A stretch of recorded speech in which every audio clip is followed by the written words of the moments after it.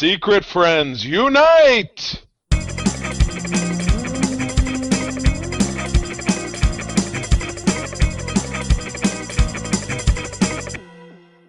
Welcome to the Secret Friends Unite, episode 518. This is your guide to the geek side, and I am one of your hosts, Todd Oxtra, living the dream.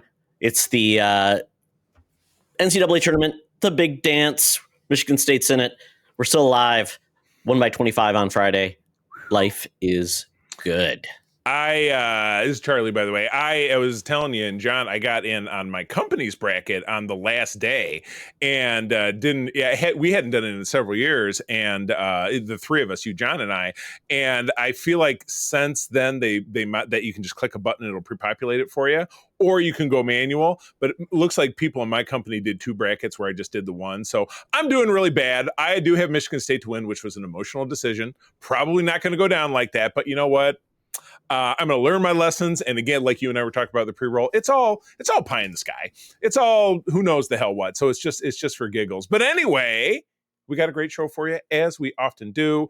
Todd found us another really interesting film from 1985 to talk about, which we will be doing in the Thunderdome. But first up, want to give some love and homage to the wonderful people on our Secret Friends Unite Patreon. If you go over to patreon.com/secretfriendsunite, you get the benefit of exclusive shows, ad-free shows, cool little benefits for 7 days for free, and then as little as $2 a month to stay on board. A lot of entertainment for $2. Folks like my buddy Derek, the figure dude, Francie, who's my wife's hairdresser, Mr. Luke Lore over on Xbox Expansion Pass, and my awesome Uncle Tim are all Patreons, including also John Sedorf, the awesome Phoenix Sisters Entertainment, Kelly and Crayley, Brendan Myers, Corey and HD, Matthew Keel, my buddy Kurt Krug, always hooking it up with those great interviews. Todd and I have talked to some great folks lately, and you can only hear it over on the Patreon. You can hear it first. And our friend Tanya Lee down there in the Southlands. And lastly but not loosely, ooh, that's just what came out of my mouth. Hold on loosely, don't let go. Yeah, so there you go, 38 special. The awesome Nias family of the Twin Cities, Sean, Stella, and Henry. And this is the last week for what, Todd? Oh, our Patreon giveaway. Yes.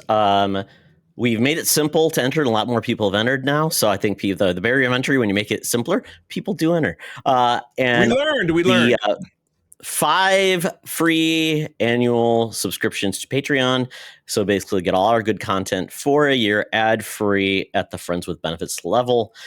Just email us at secretfriendsunite@gmail.com with subject Patreon giveaway.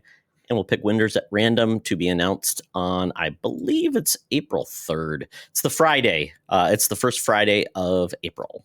Gotcha. Very good. Yes, keep sending them. I've been doing plugs. We've all been doing plugs on our social media. So we will, I'm sure, each do another one this week to remind you. Did you put this next part in and it shouldn't be there? No, I did. So, as Charlie mentioned, our Thunderdome this week will be another cover story, 1985, where we're going to be talking about The Stuff. And Jose from the Discord group had a question. He goes, he doesn't know the movie, but he wants to know what our favorite 3 horror films from the year before the year 2000 are. Just curious about our taste. So, Charlie, 3 horror films before the year 2000 that you are a big fan of. That's not a hard one. I'm going to go with The Shining, 1975. I'll go with American Werewolf in London, 1981. And Nightmare on Elm Street, 1984. Good pick. I'm going to go with Evil Dead 2. I believe it was 1988. 87, 86. Must be earlier than that. I don't know. But anyway, it was in the 80s. Yep. Pet Sematary, I believe it was 1990. Yes. The original Pet Sematary film. Love that movie to pieces. And another one would be Night of the Creeps. That's 1986. And that's a movie I don't think, Charlie, you've ever seen. Have you? Boy, I would have to see a picture to know if I've seen it, but it's possible. But I'll tell you what, put those 6 films together. You know who I want to have by my side? This dude right here, from Amazing Adventures, issue 18 from May of 1973, featuring War of the Worlds. This looks like it's an based on concepts created in the prophetic novel by H.G. Wells, the power-packed premiere of a startling new series starring a guy who got his wardrobe from Zardoz. This is Killraven. Look at this. If you're watching this on YouTube, look at this guy. He is standing in looks like a raining fire on, I'm guessing, New York City, because it's Marvel Comics, so everything's in New York City.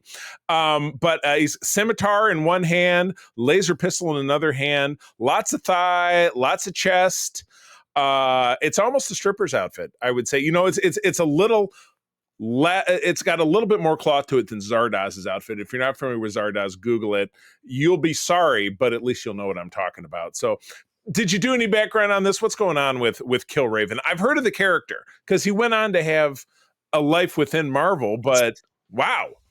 It's really weird because it's almost like here you go. The character named Killraven was traveling through his world collecting things, and essentially he was Earth's last living human trying to defeat the aliens from War of the Worlds. Okay. So odd. Yeah. No, you know what? Okay, now I'm trying to figure out if there's a cone to the left and the right on top of a building. So is that maybe that satellite dish, or the one in the distance could indicate it was the Space Needle? So Seattle, Toronto, what do they call it? They call it the World Center, the one in Toronto, right? That, it's kind of Space Needle-y. You know what I'm talking about? Oh, building? Yeah.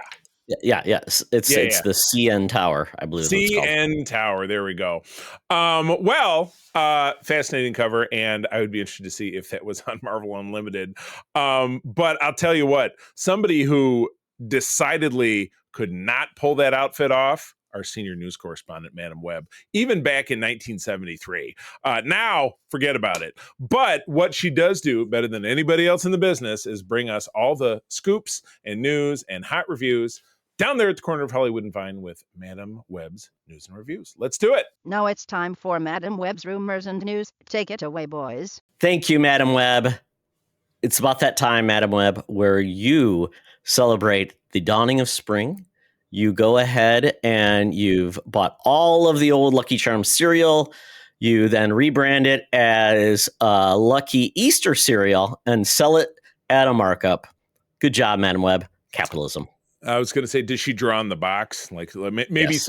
maybe print out in some Scotch tape, I would think. She cut out the Trix rabbit and put it on top. And I know she's an entrepreneur. All right, what do we got? We're playing a little bit of shuffle here. What do we got going on over at the Warner Brothers? Warner Brothers is going to be changing its release of Hollywood movies. It's a huge shakeup. But thankfully, Superman is safe in July. But the Bride of Frankenstein movie that called The Bride by Maggie Gyllenhaal, starring Christian Bale and Jesse Buckley, is being delayed. It's going from September 26, 2025 to March 6, 2026. Weird. To take it out of the spooky season. What the hell? Yep. Or the cusp. And it'll be going up against a Pixar film called Hoppers, which are they even grasshoppers? I mean, they'd already did Bugs Life, so I don't know if that would be it. Let's see.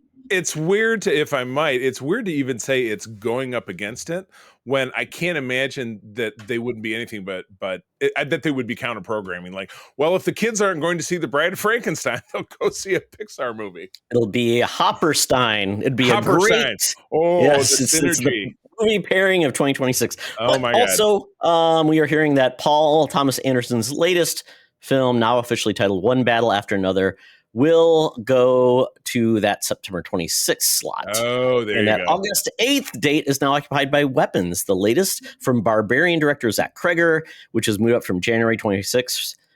Basically, releasing Weapons early is a very strong and encouraging sign. So there you go. And then let's see. It stars Josh Brolin, Julia Gardner, and Alden Ehrenreich.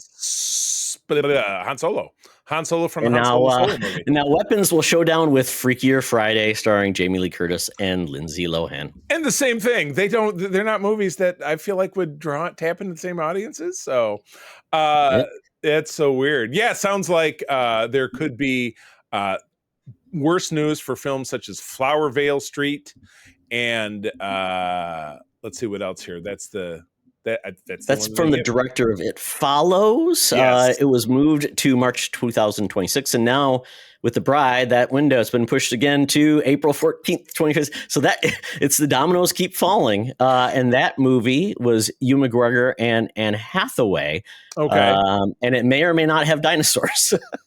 Oh boy, this sounds like a losing proposition. Bill Hader taking up a new animated version of The Cat in the Hat with the film starring Bowen Yang, Matt Berry, and Paula Pell and a handful of other people. That will move one week, but man, that was like one of 3 movies that destroyed Mike Myers' career, as I recall. I don't know The Love Guru is what killed his career. That was the nail, but I feel like this is where I feel like this is where it started. Well, a live action, yeah. I think they're going back to animated is a good thing. The last Grinch was animated. I did very well with Cumberbatch as the Grinch. So, and I like all the people in that movie, all the voice cast. I mean, Quinta Brunson from Abbott Elementary, it's great. Yeah. Matt Berry's fantastic. But for now, Charlie, everything else is the same for now on WB. We're getting Minecraft April 4th, Sinners April 18th, Final Destination Bloodlines on May 16th, F1 on July 27th, Superman on July 11th, and Mortal Kombat 2 on October 24th with Carl Urban as Johnny Cage. I'm so excited. Yes, I did see it this week. So the question is, I mean, do you think a lot of this moving stuff around makes any sense? Because it sounds like we're moving it here because we don't want to compete with this here, but then it's competing with this thing here, which is kind of counterproductive. Do you think that's the mind thought? Like wherever this was, it was like, oh, it's going to go head to head with this other film that's going to touch the same audience. But if we move this movie to, have the same release window as Freakier Friday, which doesn't have an audience that you feel like would really gel, is it a smart move, or are there other reasons? You know what I mean? So I don't know. What do you think? Good question. I mean, unless they're moving them out to do some additional work, it just seems like if they're movies where maybe that's the window's not great because they think it'll find an audience with more time between big releases, moving something up that they feel more confident in. That's pretty cool too.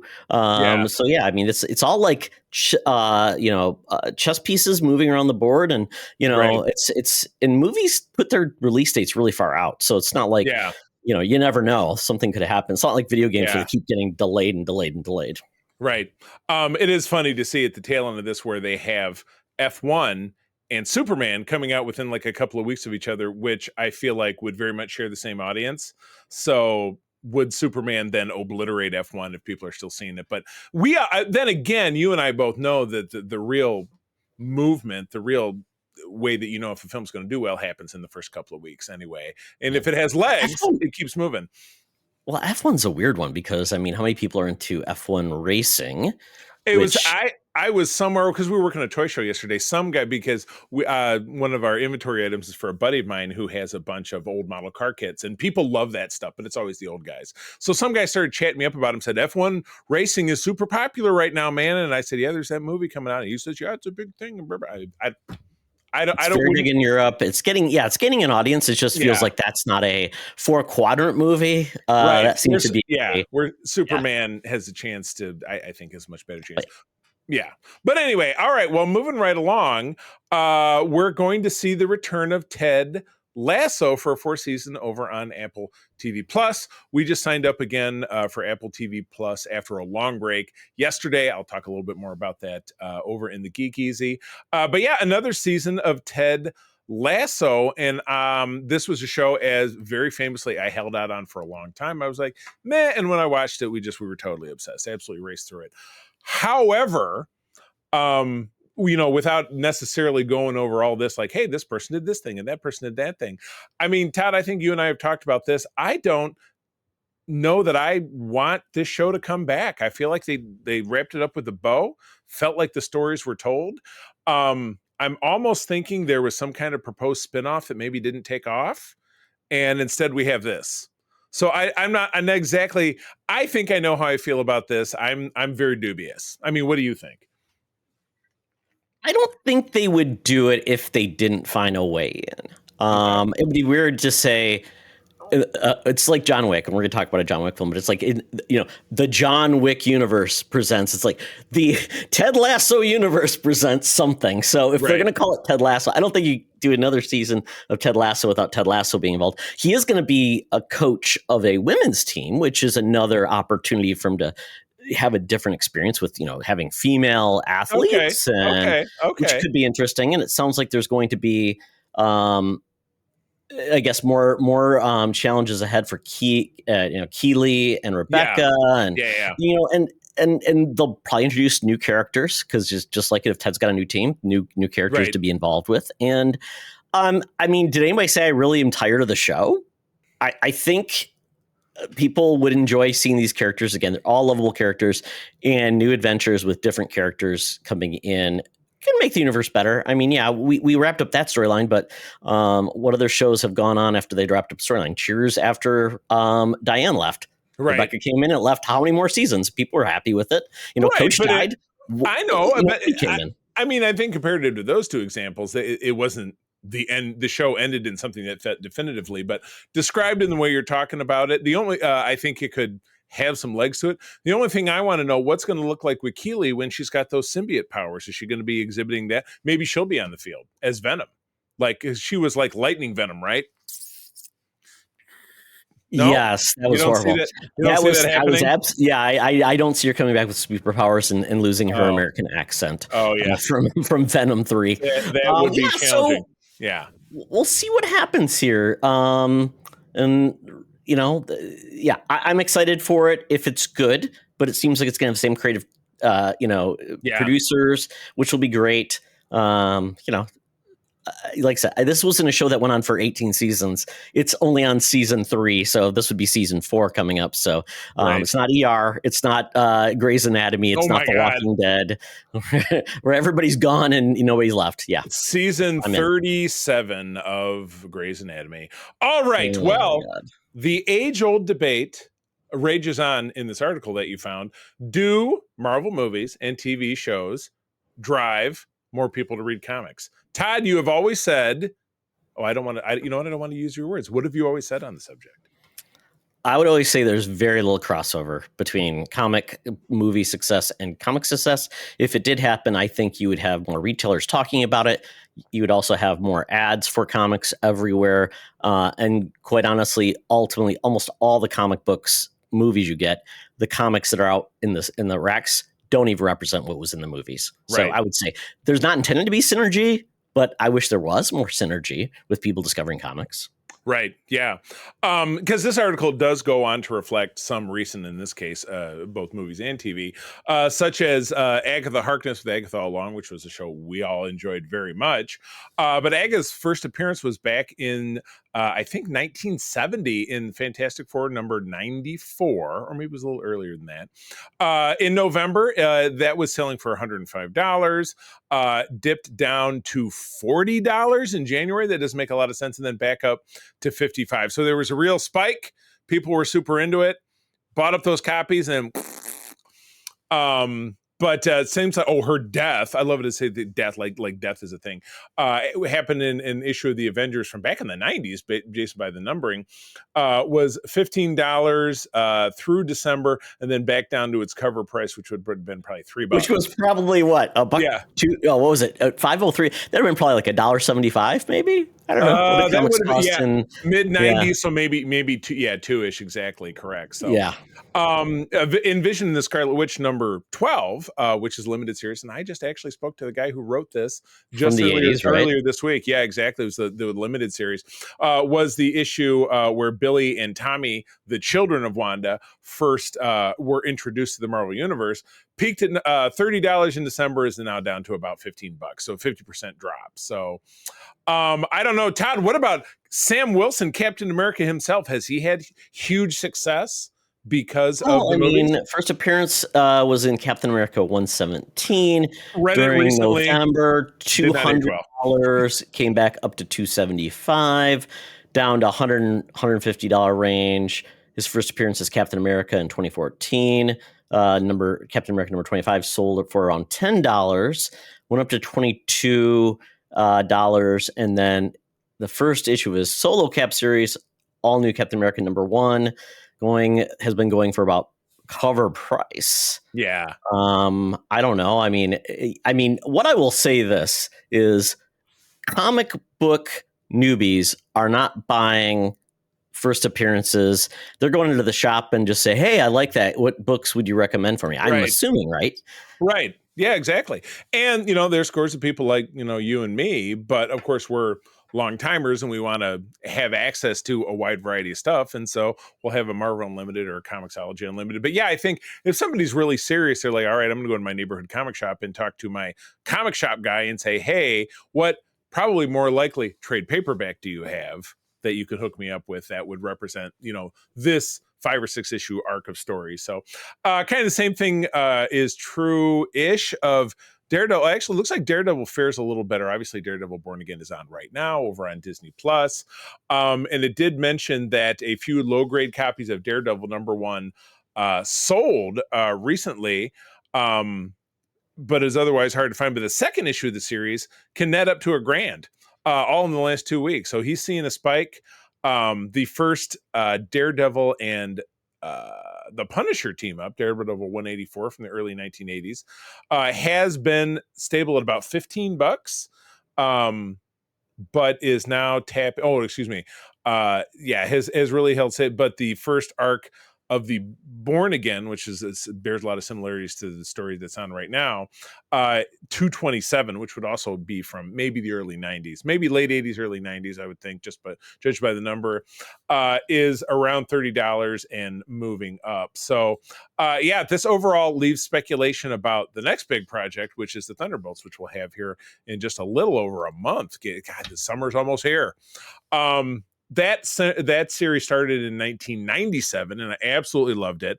But the context of that comic has no bearing of what's really going to be a part of the movie. So it would probably be a huge disappointment to anybody saying, I want to learn about Thunderbolts. And then they pick that up, and it has absolutely nothing to do with what they've seen. Not one character is represented in that book that is going to be in the movie, unless I'm thinking about it incorrectly. Yeah. I mean, basically, we only knew of these villains because they were all like C-tier villains. Yeah. So, I mean, Zemo as what was the Patriot? Was that his name? Or Citizen V. Citizen V, that's right. Then you had, was it Goliath? Yeah. Was Atlas or whatever his name was. And I think the Beetle was Mach 5. Was Mimic.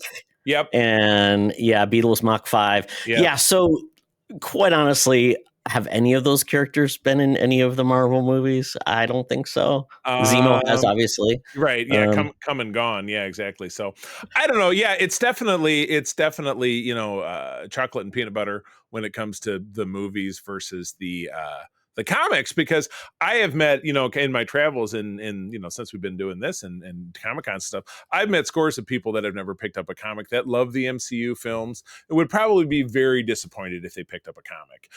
And at the same time, the comics have given nods and winks in different ways to try to tap into that synergy of what you see on the big screen or the small screen.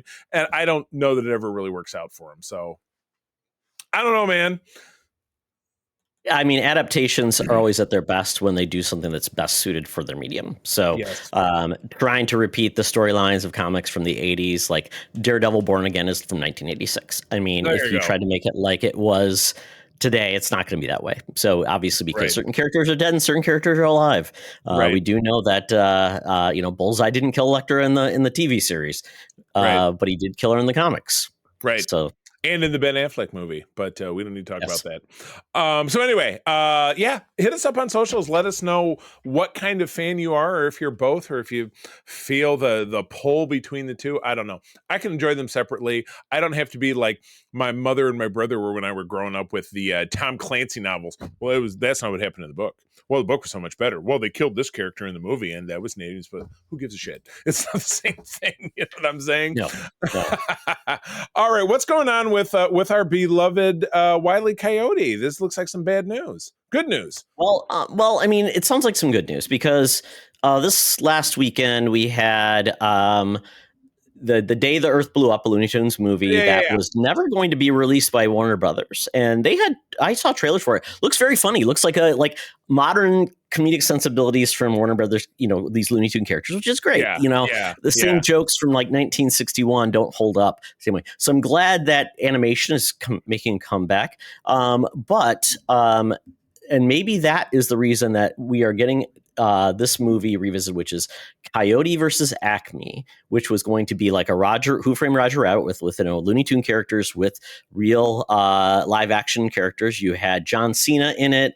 You had I'm blanking on his name, who played not MacGyver. Is it in the article? Last Man on Earth. Will Forte.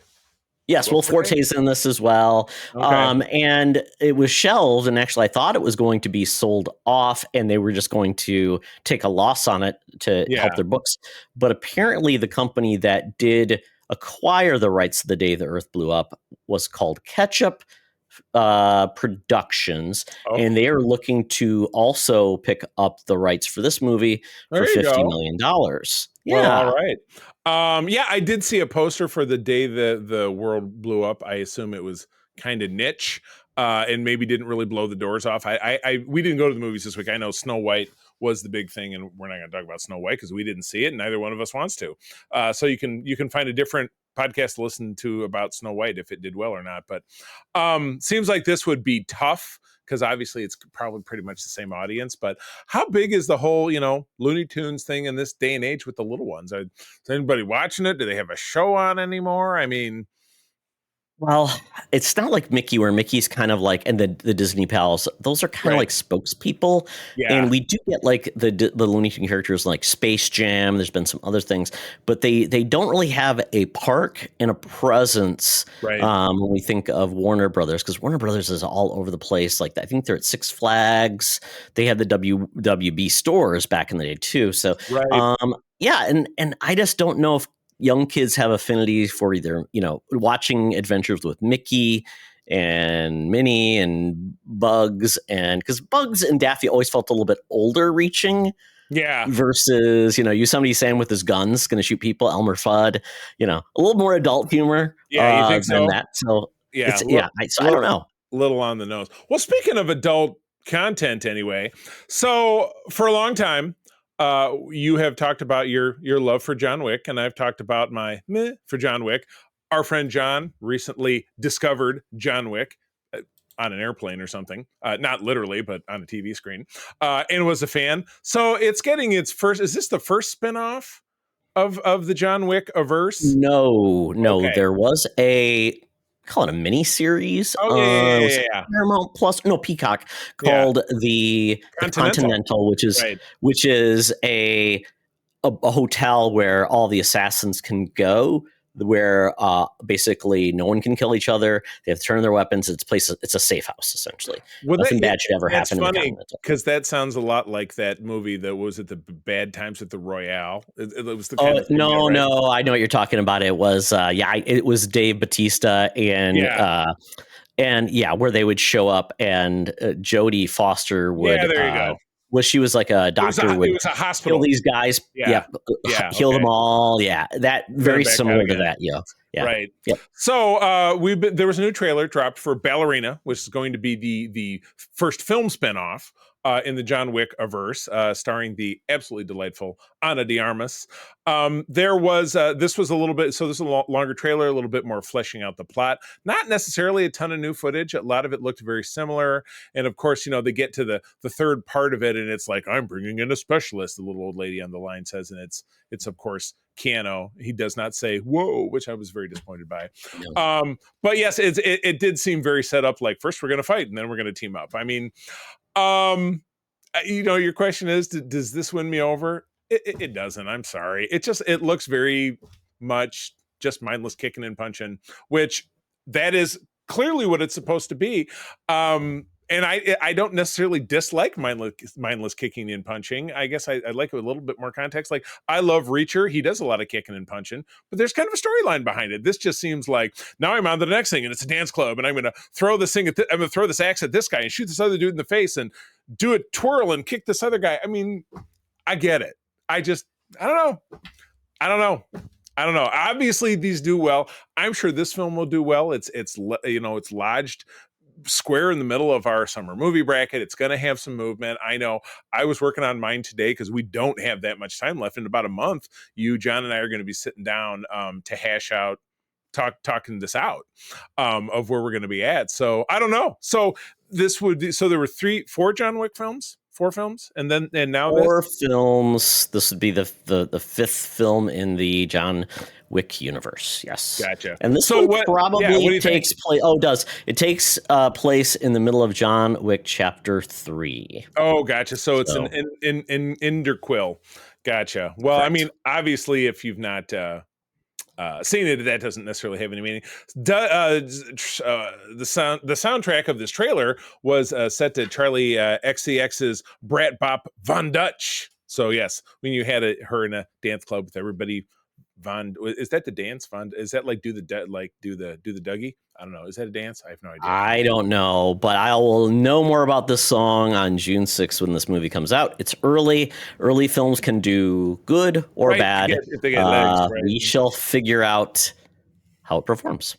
Well, I probably will. There's not any, like, looking at the bracket, there aren't any like extraordinarily obnoxious looking animated films coming out this summer. It's not like Despicable Me 4. There's the Pixar movie, the Elios or whatever it is, that I will probably see all 10 of the films. We'll find out, but maybe I'll throw my hat in the ring, and we'll see how this grabs us. At the very least, we can try our hand on it over on Bad Trip to the Movies. You're just going to dive right in the middle of the movie series that has a character that's not been in it before. How hard could it be? Well, if she's not been in it before, why does it have to be a prequel? It's not. Well, it's because if you're going to bring John Wick and you're going to have part of it as part of that universe. Let's just put it this way: John Wick didn't make out of John Wick for all we know. So, oh, gotcha. Okay, so he's a hanger of cliffs. All right. Well, obviously, all the films from somewhere. So I'll talk about it with my. They're a great watch. They are a great watch once you're into them. Yeah. I'll talk about it with my movie partner, and we'll see if we want to give this a stab. All right. Well, that takes us out of the news. I have my phone up. My Uber XL is on the way. This beautiful Cadillac Escalade pulls up, not a Tesla. I see one on fire down the street. And we get in the back. The Sounds of the 70s is playing. But they got a new ad this week. What is it? Hey, Secret Friends Unite, let me tell you about Zencastr. We use them for our show, and now they're supporting us. Zencastr is now the all-in-one solution making podcasting easy. It's the ultimate web-based podcasting solution. Provides high-quality audio and video podcast production and hosting. With a full suite of professional tools, podcasters can seamlessly record, produce, and publish studio-quality content, all from one dashboard. Being a creator has never been easier. And we chose Zencastr because of the ease of use, high quality output, and it makes it super easy for our guests to come on. We had multiple solutions we tried before, and Zencastr has just been the best fit for us. Why Zencastr? It's now super easy to record a podcast with Zencastr.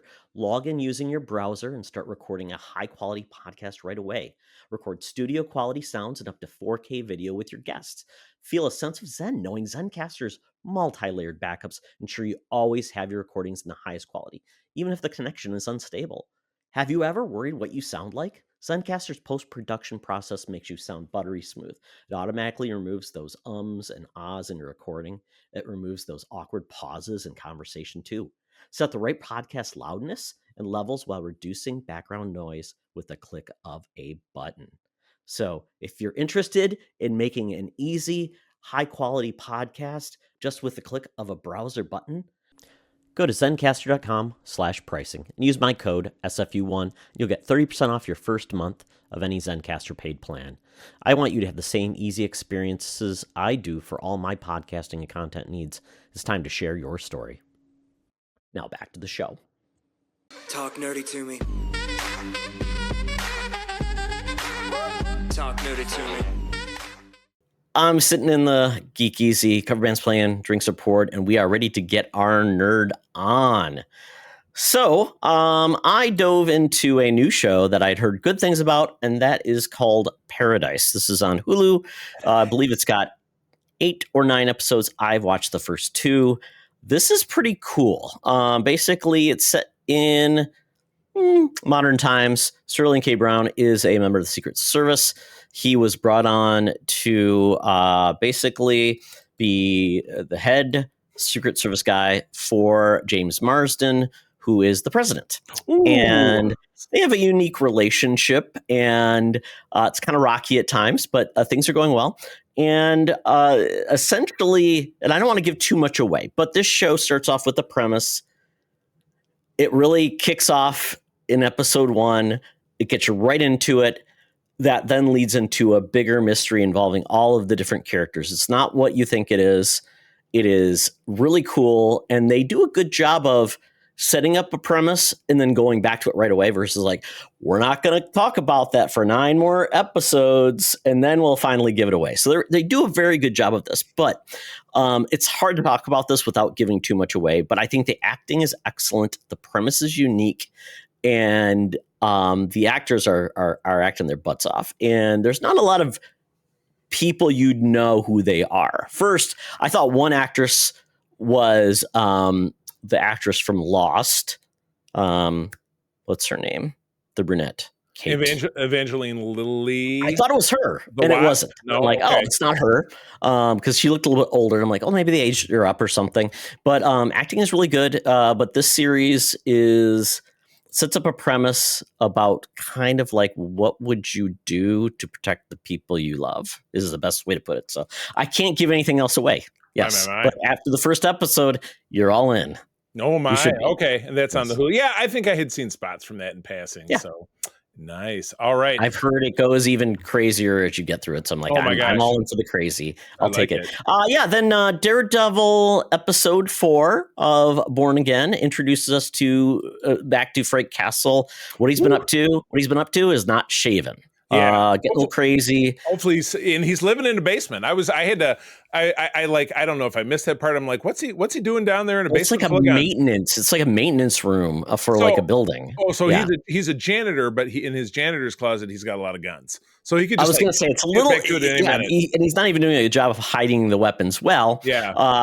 Matt is kind of at his, I would say at his nadir at this point because he's feeling like. Yeah, nothing seems to be working. He is doing some pro bono work to help this guy out, get him out of jail because he stole some boxes of Fiddle Faddle or Crunch and Munch.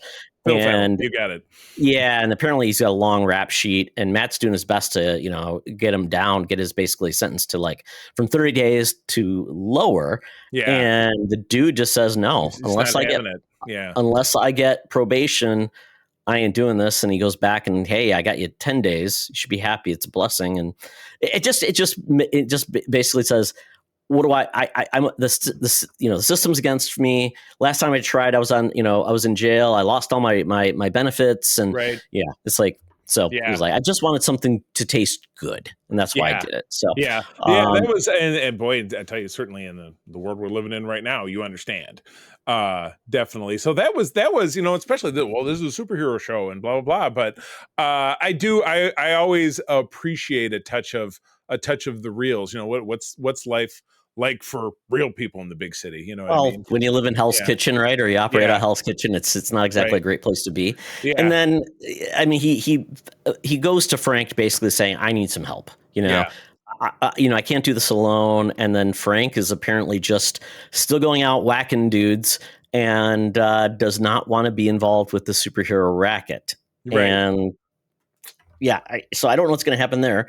But then the other part we get introduced to what appears to be our main antagonist in this. Oh my God. He's got a mask. He's got like blood coming down his eyes. It's named after one of those terrible bands you love, Todd. Muse. That's the dude's name. Yes. Oh, yes. The character is Muse. Apparently, he's a newer character in the Daredevil comics. Yeah. Entourage. Yeah. So I don't know much about him, but he seems like a really bad dude doing some really nasty things, kind of like more of a serial killer, I guess, than a regular villain. Right. And then I don't know where this. Yeah. We wrap with Matt, practicing his baton on the roof after his lady friend has fallen asleep. So he's getting back into the mix. He knows. That's what I'm sure we're going to get.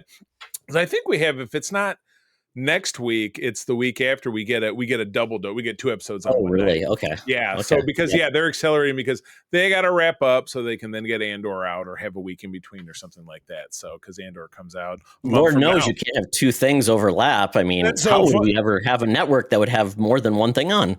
When everything is streaming and you can watch it whenever you want. Exactly. You just have to because. I mean, maybe the methodology is they don't want to toss too much stuff out there so something doesn't get missed. But again, if you're somebody who's watching a Daredevil or an Andor, and it's like season 2, season 3. I don't know how much crossover there is between those 2 series either. Yeah. I mean, maybe between those 2 because they're both a little bit more adult centric and have more of an adult audience. Yeah. It's not like Star Wars Babies or whatever it's called is distracting people from the latest Marvel show. But with that kind of stuff, it's probably as much they're worried about stuff just getting buried. You know what I mean? People never finding it. Sure. Yeah. Sure. Why not? That makes sense to me. Speaking of things that got buried, and I had to listen to the Weekly Planet guys talk about this movie to even remember that you and I had talked about it several weeks ago when a trailer came out. Yes. And that's over on Netflix. This is the Russo brothers put out Electric State, which is different than apparently Electric Boogaloo. But this is set in the 90s, so already sounds like it could be a recipe for success. But it's got Millie Bobby Brown, who's all grown up now, and Chris Pratt, who goes back and forth looking like a scruffy dude to looking exactly like Star-Lord without the jacket. But this has to do with the aftermath of a brief battle between the forces of mankind and anthropomorphic robots, including, say it with me, Mr. Peanut, and some other very kind of familiar looking like, Felix the Cat and stuff like that. Don't want to spoil a ton of it. Again, it's very Netflixy kind of fare. It's filled and it's written by McManus and McFeely, or McFeely and McManus, the guys who do the Avengers movies, the guys who always worked with the Russos. Oh, God! I did not know what their name was. Yeah, so. No, I just it just happened. It sounds like a law firm, McManus and McFeely. McManus and McManus, so it's 2 brothers, Larry yes. Darryl, and my other brother Darryl. Do I think it's remarkable? Probably not. They spent a couple of bucks on it, but again, how remarkable! Only $300 million bucks. Okay, that's a couple, which sounds like makes it a lot more expensive than the vast majority of films you see out there these days. And they don't get released in theaters either, so you don't even get like box office from it. Yeah, that's always my quandary is like, how do they, obviously it's a lot easier to measure than television was back in the old days. We're like, well, so-and-so you got it right in your Nielsen diary, or you got a box on top of your TV. It's depending on which market you lived in, because I worked in radio and it's the same system, where now they can track minutes and it's global and blah, blah, blah. But how does that translate into this was a big success or this was a big failure? If it's a ton of minutes, viewers, it's a ton that's of all minutes, it is. And retention, or did you see subscriptions go up? Did you see less subscriptions get dropped? I'm sure they have so many metrics they can just get from user data compared to like Nielsen that they know exactly what they're doing. But that's why we hear that Apple TV Plus is losing $1 billion, even though they are putting their movies in the theaters. They're just spending way too much on them. Like F1 is an Apple film where they spent like $300 million on it. It's like, on what? On the little CGI cars going around a track? It just sounds. Brad Pitt, you got to pay him. They like Netflix. I mean, look how much money just went into to pay the cast for Electric State when you've got not even like just stars on screen, but you got voice actors. You hired Alan Tudyk, Billy Bob Thornton, to do voices. I mean, the Landman, Charlie, you're paying the Landman how much? He is a man of the land. Oh, I was just talking. April and I were talking again today about how much I hated that show. Oh my god! Because Tyler, his one decent show is back. I don't know, that 1923, and even that is getting cornier. So I just feel like Taylor Sheridan is trying to kick it up a notch. You know what I mean? But anyway, that's there on Netflix. It's basically what you expect. That's how I'm going. It's a perfectly serviceable wagon story. What can I say? Because part of it is a big robot carrying around Chris Pratt and Millie in a VW bus. It's literally a wagon. It's wagon train.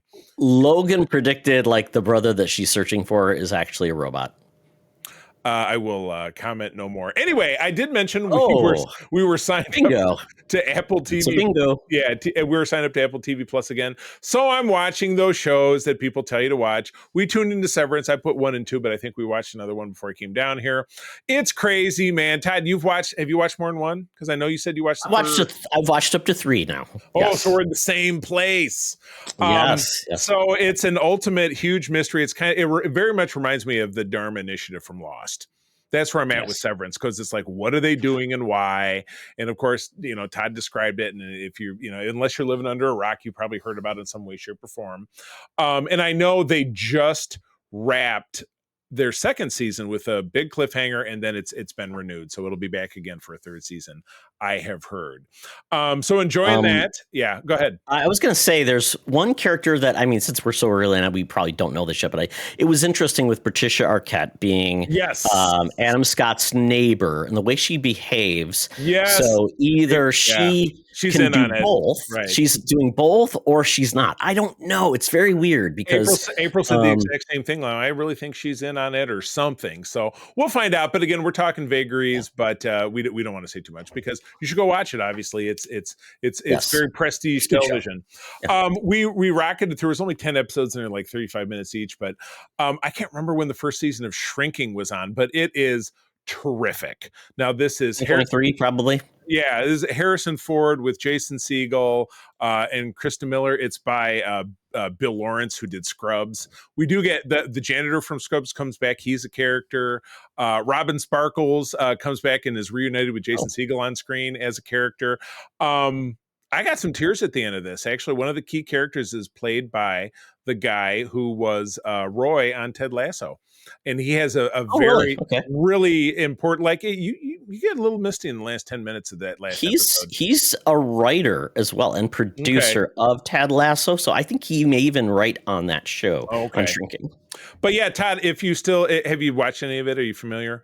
Oh yeah, I've watched the first 3. I mean, I like what they're laying down. I just got to stop bouncing off, and I'm like, it's greatly funny. Yeah, I'd recommend you going back. I think you'll like it very much. I was very impressed by how much I liked it. It's absolutely hilarious. Good show. And Harrison Ford is he's actually acting.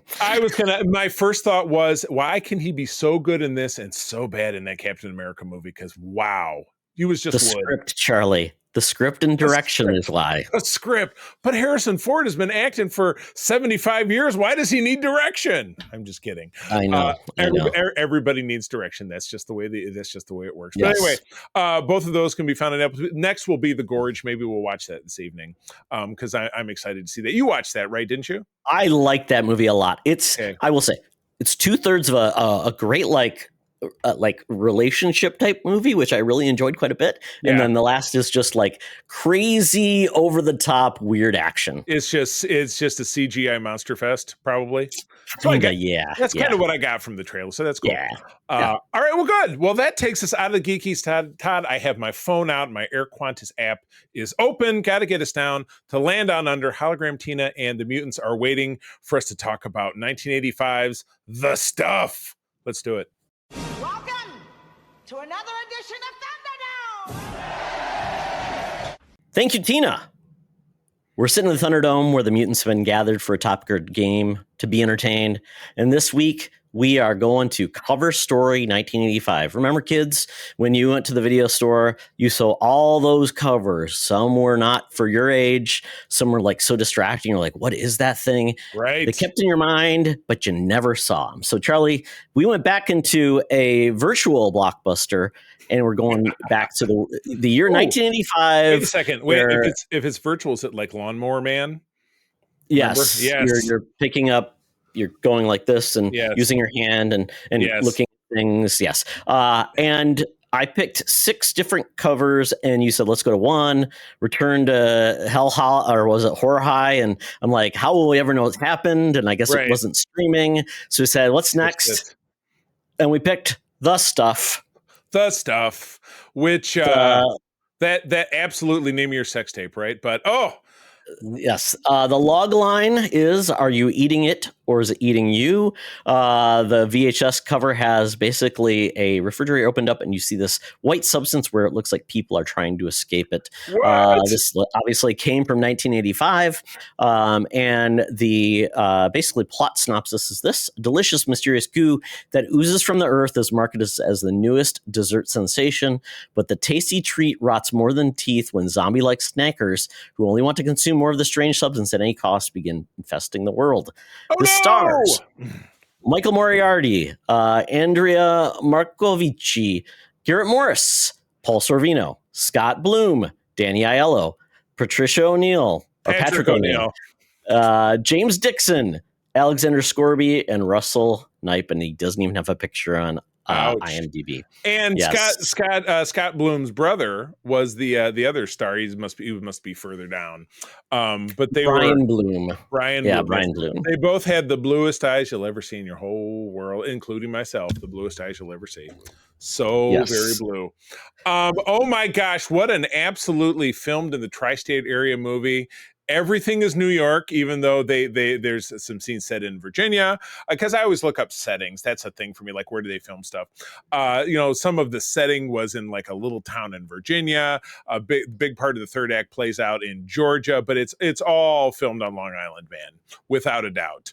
As you can tell by the very 80s looking house that Scott Bloom lives in. So to kick the movie off, you see the snow falling in Georgia, which I mean, like a blizzard, and I'm like, I know they must get snow from time to time, but it doesn't look like New Jersey down in Georgia. But you got an old guy walking through a mine, and there's white goo shooting up from the ground, and he's like, what is that? Immediately puts it in his mouth, so it's going to be that kind. It's going to be that kind of movie. He at least sniffed it first, Charlie. He at least sniffed it first, and then eats it. Because Ken Cornelius, when he picked the gold and had to lick it to make sure it was gold. Same thing there. Well, miners. Yes, absolutely. So that's happening. Then we cut forward to an indeterminate amount of time in the future. We are in Long Island, as we then to find out. And there's a little boy who, I love this. He's getting eaten by mosquitoes in his bedroom, and he has both of his windows open with no screens and can't figure out what's going on. So you already know the kid's pretty slow. But he sits up, and it's 4:00. And he wanders downstairs for a snack or whatever. And he looks in the fridge, and there is this container of something called The Stuff. And let me go on a diatribe right now about why I don't understand how the stuff works, because we see other scenes in a supermarket later on where the stuff is both in an open refrigerated case. Yes. It's in a closed refrigerated case, and it's not in a refrigerated case. So the stuff can either be, it's not like it was, you don't have to refrigerate it until you open it, because maybe that's what it is. Then why is it refrigerated before you open it? I guess I don't understand. But anyway, our young man looks in the fridge, and the stuff is in there, but the lid is off, which also seems like a very bad idea. And it's moving around. And he's like, what the F is going on? And then his dad's like, get back to school, get back to bed, you little shit. It's got school tomorrow. And like, his parents seem very mean. So he runs back off. And then it's the next morning. Charlie, if April said to you, hey, Charlie, I saw something crawling around in the fridge, would you be like, I totally believe you, honey. I believe that yogurt just scurried across the refrigerator. I mean, after seeing this movie, absolutely. Before this, I might be a little dubious. I understand what you're saying. Okay, so this movie did its role. It did its part to make you believe that this can happen. More sensitive to that. So the next morning, everybody in his family is mowing on it, and he's like, I saw it moving around. His dad's like, you're out of your mind, and his mom is yelling and screaming. It just does not look like a happy household. So from there, we're on a boat, in the harbor in New York City. There's a bunch of stuffy old white guys talking about, we got to get there. We got this thing going on, blah, blah, blah, this thing and that thing. What happens from there, Todd? So stuffy white guys, a boat pulls up. So we get food espionage. Essentially, the stuff that we saw bubbling up like urban, bubbling crude from the Beverly Hills Billies is now being packaged as the stuff. Yeah. And it's, and you've got these food manufacturers that have tried to copy it. It didn't work. They can't find any ingredients that match it. They can't get any insider information on it. So they decide to They need a fixer.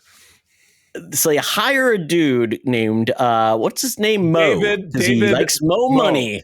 Because he says what he's like, yeah, and that's Michael Moriarty, and his tagline is, and this actually does get him laid, so I'm impressed because he hooks up with Andrea Marcovoni's character Nicole, who's in Madison Avenue ad lady, pretty quickly. But his pickup line is, "My name is David, whatever the hell his last name is, but people call me Mo because anytime I get into something, I just want Mo."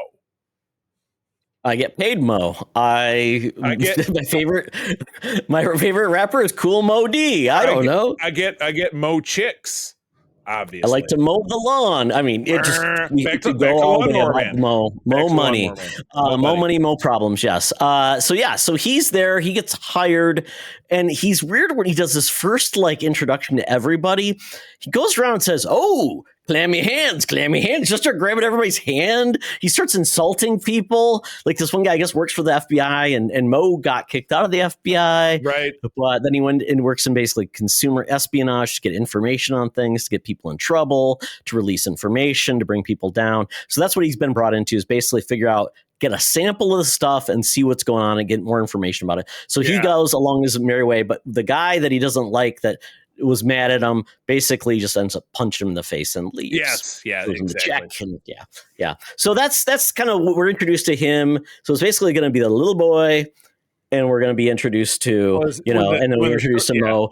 When the storylines come together. Two storylines. Yep. Yeah, so then we go back to what's his name? What's the boy's name? Jason. We go back to Jason. He decides that he's going to go to the grocery store, and for some reason, and he's on a mission. He goes on a rampage. He sees a little boy about to eat the stuff. He goes, "Don't eat that!" And then he goes and just starts knocking down all the stuff. Starts breaking glass. How often are you in a supermarket where someone's just eating something that they're going to buy? I got to have these chips right now. I mean, I guess everybody's eating a free grocery store grape, Charlie. Exactly. But like I said, and as I was describing a second ago, he's destroying the stuff in the refrigerated case, in the merchandiser, on top of the merchandiser. He's got a broom, and then three people have to wrestle him to the ground. He's like a 12-year-old boy. He even breaks the glass on the freezer case. That stuff is pretty thick. I mean, very much so. Yeah, so Mom and Dad is really happy with this escapade. Yeah, exactly. Which is funny because by the time he gets home, it's no big deal. But in the time in between, Mo does meet Nicole, who, as I said, is a Madison Avenue pitch woman. She's the one who makes these wonderful commercials that we see throughout the movie for the stuff. God. All the jingles, very sexy commercials with ladies and people dancing, and looks like one of the very last spots had a very special guest star in the form of Abe Vigoda. Fish himself was a guest star in one of those last spots. So Scott Bloom, or Jason, is back home, and his family is really up in his business. He's like, "Why don't you eat the stuff? You got to eat the stuff. Sit down and eat the stuff." They're just sitting in front of the TV. They're plowing away at it, and he's throwing away all the good food to make room for fill the refrigerator full of the stuff. Full of stuff, which again doesn't necessarily need to be refrigerated because it's alive. It's alive, and it's in Georgia, which is a very warm place. So there are no rules on does it need the cold to survive, or does it need the heat to survive? You don't know. So he fakes his family out by taking a container and filling it with shaving cream instead, which he keeps eating it until he's not fueling his family anymore, and then he runs away. He must not feel well, because I think he didn't feel well. Like he wanted to go and leave. So he runs out his back door through the neighborhood, and lo and behold, Mo is driving by in his Oldsmobile Buick. He had a very 1980s because he saw ahead. So he's got people that he's working with. So Mo sees this. He goes, one of his scientist buddies that's analyzing the stuff, or going to analyze it, says, "Hey, you got to see this. It's a newspaper where it's a story about the kid like going crazy at the supermarket store. So I'm like, that made the national papers. I love it. It reminds me of Madam Web, where there was an event that happened, and then the next season, the guy in the diner is reading about it in the newspaper. Yep. It just happens that quick. So yeah, you're right. Mo is driving out to get him, and lo and behold, there he is. And so he jumps in the car, and his family keeps chasing him. And what's funny is when we get to the end of the film, they make it very clear that anyone that got addicted to the stuff dies from it. Died. Yeah, so his family is just dead. That gets addressed later on, Yep. but we don't see them again. So no, we do not. Yeah, he throws up in the back of Mo's car because he says, "I've been eating shaving cream," and he's like, "Well, you're part of my team now." And then they end up picking up Nicole, and they're all going to fly down to Georgia to check out the factory. See my air quotes, where the stuff is made, because under the premise that she's going to shoot a great spot in the factory and highlight all the people who work there. She gets access. They're very happy that she does commercial and made their business huge. Right. Yeah. Right. So she goes down there, and then of course, Mo's on a fact-finding way, but they flew down there. They took the kid with them, but they left the kid in the plane. Well, just leave him in the plane, and so you keeping the eye on him. Well, it turns out the person keeping an eye on him was addicted to the stuff. He chases him into the woods, and eventually Jason ends up in the quarry that we saw in the beginning, where the stuff comes from, and he decides to hide inside one of those big oval tanker trucks where they put the stuff, and he gets in there, and of course, then the door gets shut and locked, but he's inside this thing, and just wait. And again, this is what I said to April. I said, "Don't you think he would have suffocated, or what if he had to take a piss or something? Confined space or starved?" But it was not. Apparently, that was not pivotal to the plot.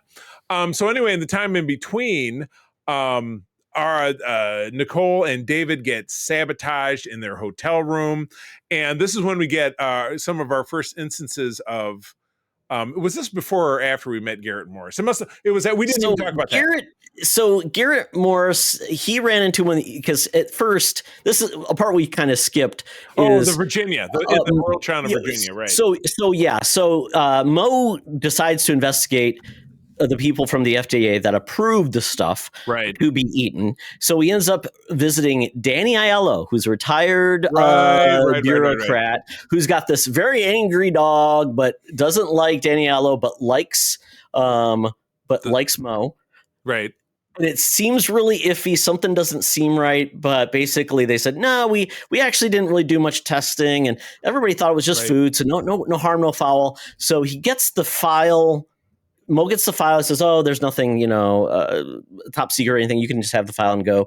And then we're left with Danny Aiello and his dog, which you think it's Danny Aiello is the bad dude. When you find out it's actually his dog holding him hostage and has been eating the stuff. And then it attacks him.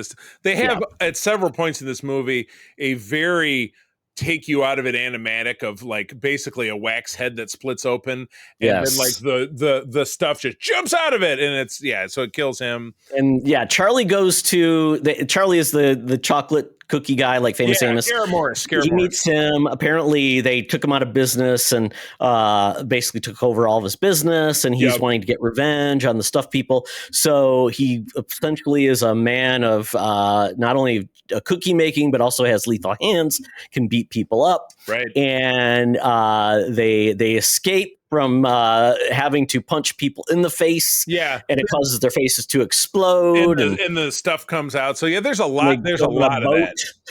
They go on a boat. And so anyway, that kind of segues us back into being down in Georgia. So sorry, we got a little out of order there. But by this point, Mo and Nicole have to escape from the hotel room. They found out that the stuff is susceptible to fire. You can set it on fire, and that's the only way to kill it. How did the stuff get in? So we wake up, and then all of a sudden, they're in bed together. The stuff out of the pillow. Comes out of the pillow on his face, so he's going crazy. And apparently, there happens to be a gas lamp filled with gas. In oil lamp filled with oil. Right. She gets it, she pours it on his face, and she just happens to have a book of matches and then lights it on fire.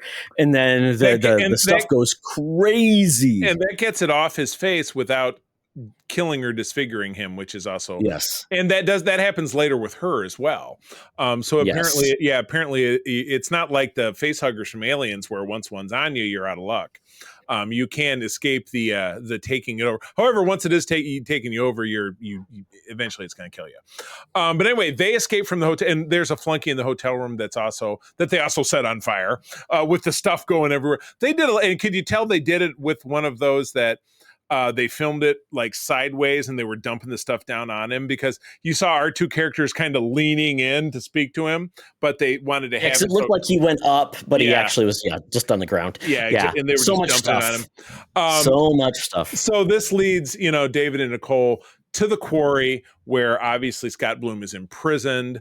The guys are pumping it, but Mo dresses up and he sets up charges. I love it how he has two explosives that he sets up that when they finally go off, 2 becomes like 20. And because his overall plan is to explode the quarry around it and fill in the gravel pit that the stuff comes from.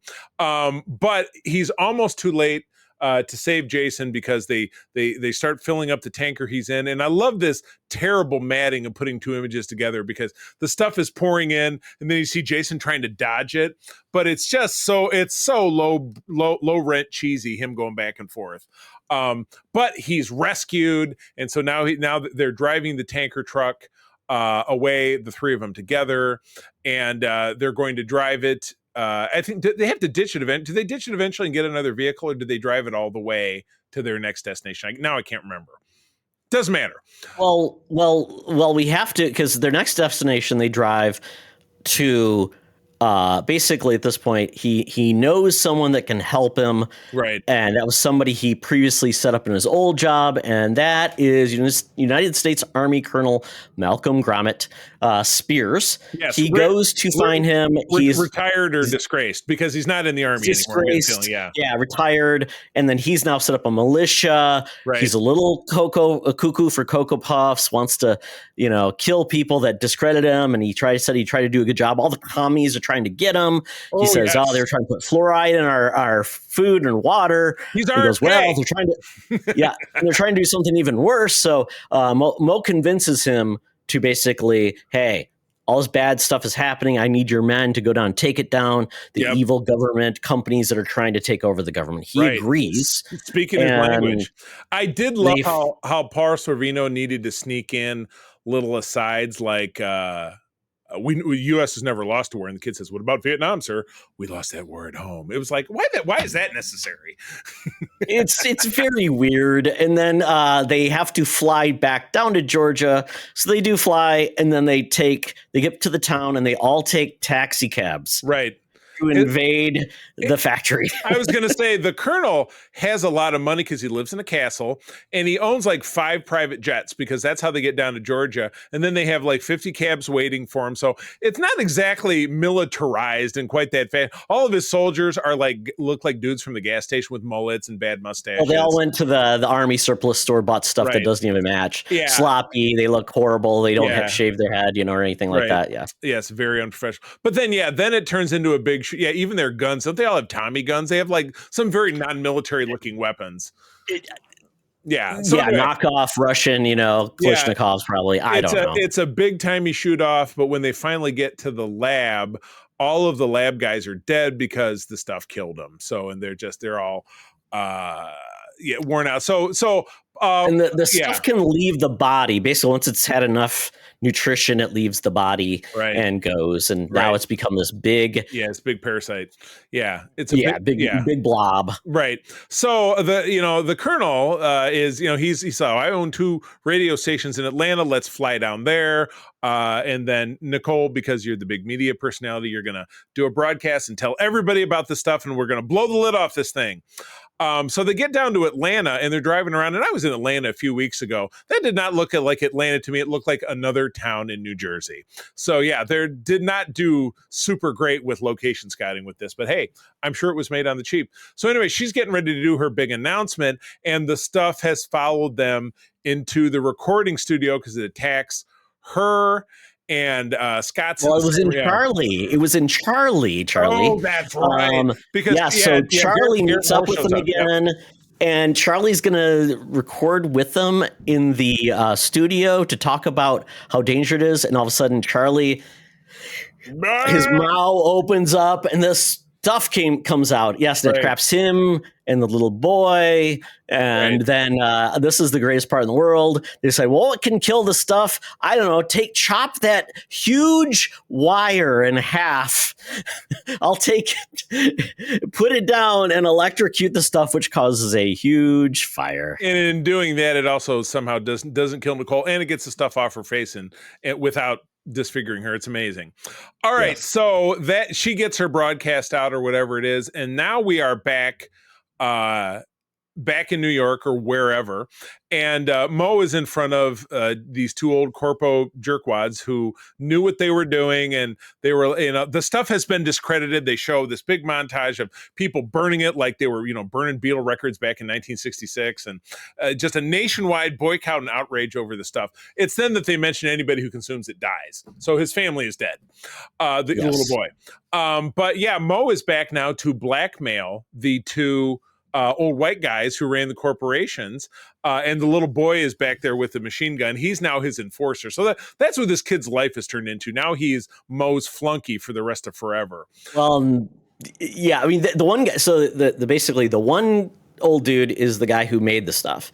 The other guy is the group from the other food company that wanted to sabotage the stuff. Now they just come together. So he said, basically, you think you destroyed the stuff. Well, there's more stuff, all different parts of the world. Everywhere. And we found a way to put a little bit of the stuff into ice cream that still makes it addictive, but it doesn't hurt anyone. Right.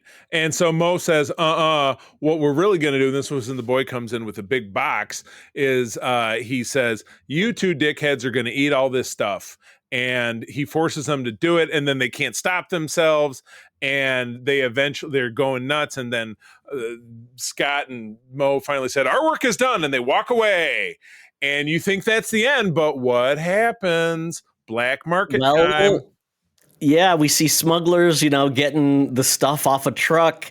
He checks it out, basically like when you chest cocaine in a movie, what do you got to do? You got to put it in your finger and taste it or whatever, or a knife. He had to open up the stuff tasting. He's like, it's good stuff. So we know that the stuff is still out there, and who knows what's going to happen next. Oh my God.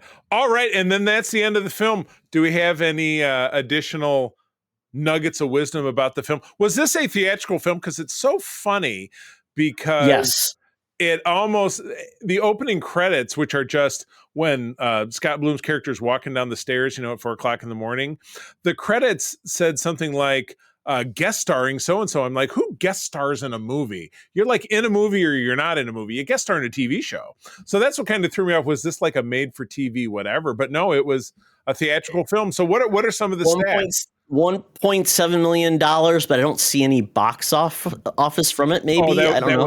That was the budget. Yeah, they spent every nickel. Yeah.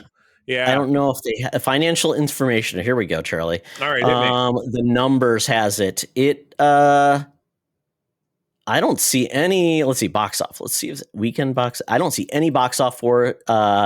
There's no information for it from theatrical performance. And the guy who directed this, he directed some very odd, just movies. When I looked at his credits, Maniac Cop, and was in Maniac Cop 2 and 3 also, because it wasn't good enough just to direct those. But his seal of quality is very low. I was going to say, and I did notice in the opening credits, he is the EP and the writer and the director.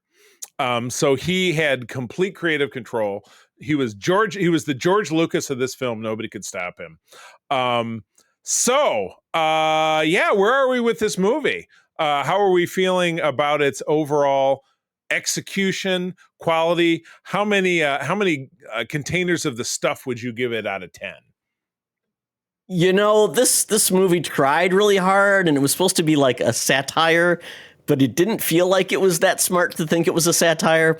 I'm gonna give the stuff 5.5 tubs of the stuff. Oh, nobody eats half. The correct answer is it's 10 out of 10 because nobody can just have 1 or 5. You got to have 10 or 1,000. It's unstoppable. Yeah, I agree with you. It's either you start it or you don't. It's either all or nothing. It's so like it's a 0 or a 10. So based on that, I'm going to have to say it's a 10 because I took 1 drop, and then I was one of those. I was the 4th smuggler that was off screen. That was me. I was 9 years old when this movie came out. I would say for fans of the genre, it's probably right on track. But it was beyond silly. They spend their money well? Did they make me, did they build a world around it that made sense? Not really. But it was silly and it was fun. I think it was, if I was to compare this to the Wolf movie that we watched last time we did this, Head and Shoulders a better film. I had more fun watching this. Probably. I mean, the fact that Danny Aiello, the guy that ended up being in Do the Right Thing, Moonstruck, was in this. Yeah. And then Michael Moriarty went on to be like, very successful actor before he went crazy. I mean, it's kind of interesting how certain actors got into things and gave it their best, I guess. I mean, Michael Moriarty was acting his butt off. I don't know if it was effective or not, but he was acting his butt off. Acting his butt off. That's wild. Well, this is good. Well, I can't wait till we give a go to the next one. So, well, that's the show, friends. Good stuff. Todd, where do people find you out there? They can find me on Blue Sky at Todd Oxtra at Secret Friends Unite, also on Instagram and Threads at Toxtra at Secret Friends Unite. Excellent. And I am also at what we consider the big 3, the Instagram, the Threads, and the Blue Sky. I am at the C3, TheCeeThree. I'd like to spend most of my time hanging around our Secret Friends Unite Discord. That is where all of the fun chats about geekery are happening. If you're not a member, find us on Discord. And if you can't find us on Discord, send one of us a message. We'll help you out. I also run a Discord that talks about Star Trek and things of that nature called United Trekkers of Michigan. You don't have to be from Michigan, but we had to call it something.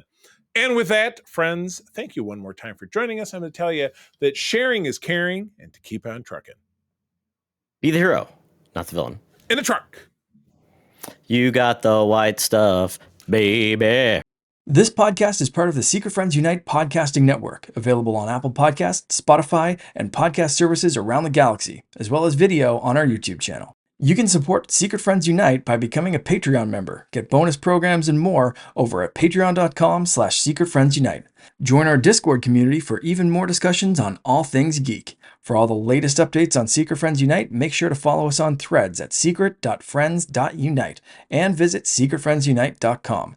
Find our merchandise at TeePublic and Redbubble. Thanks for listening, and may the Force live long and prosper.